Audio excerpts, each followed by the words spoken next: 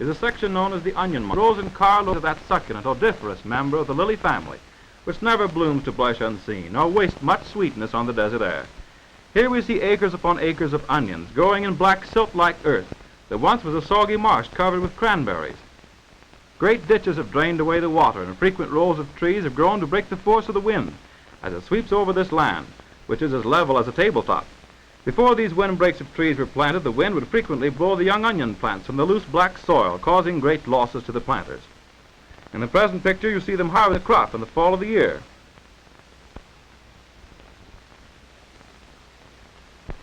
In 1831, Lima, the county seat of Allen County, was laid out on the banks of the Ottawa River.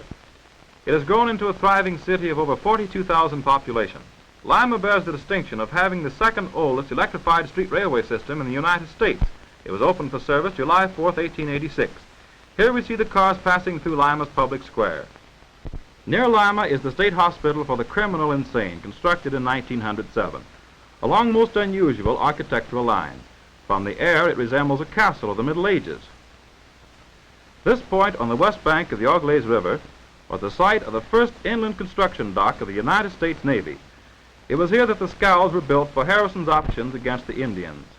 A state park and monument marked the site of Fort Amanda, which stood on the riverbank above the construction dock.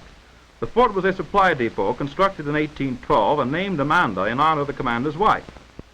Near the site of the fort is a small national cemetery in which are buried 75 of the soldiers who garrisoned the outpost in the day when the Auglaize River was a large stream dotted with Indian canoes.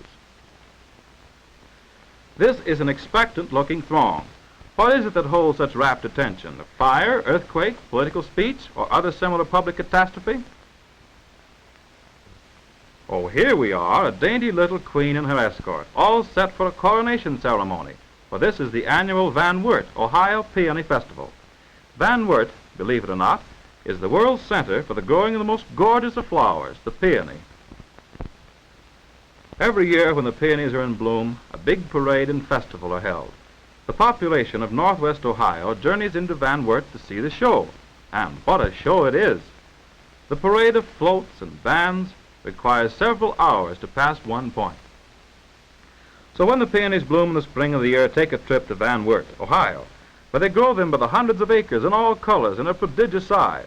Peony time in Van Wert is as big a show as either tulip time in Holland or apple blossom time in the Shenandoah Valley.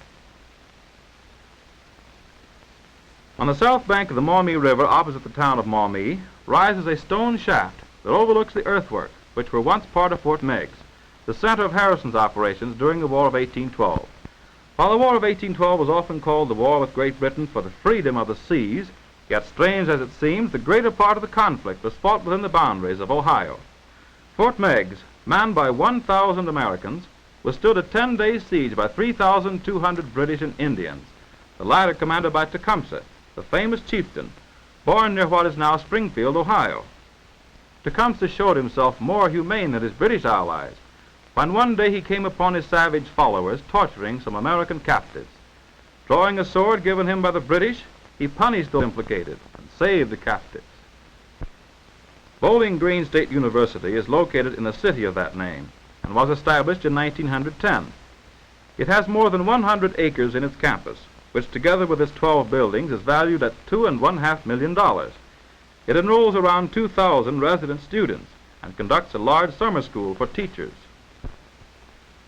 Ohio's third largest city, Toledo, was built on the site of Fort Industry, a stockade erected in 1800. By 1836, Toledo had grown to an incorporated city and today has a population of around 300,000. While Toledo was an industrial city, it has shown its appreciation of the beautiful by developing America's sixth most outstanding art museum, with a collection embracing both ancient and modern art.